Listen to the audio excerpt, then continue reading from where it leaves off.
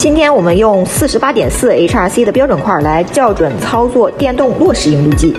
先把标准块放到工作台上，选择好对应的公斤力，顺时针旋转手盘，使工作台上升。当我们的压头与标准块的表面接触时，表盘指针转动。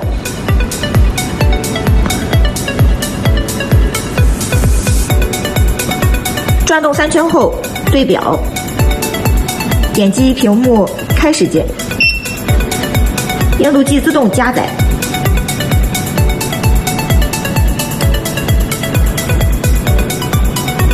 等硬度计在发出蜂鸣声后，观察表盘读数 ，HRA 和 HRC 读外圈 ，HRB 读内圈。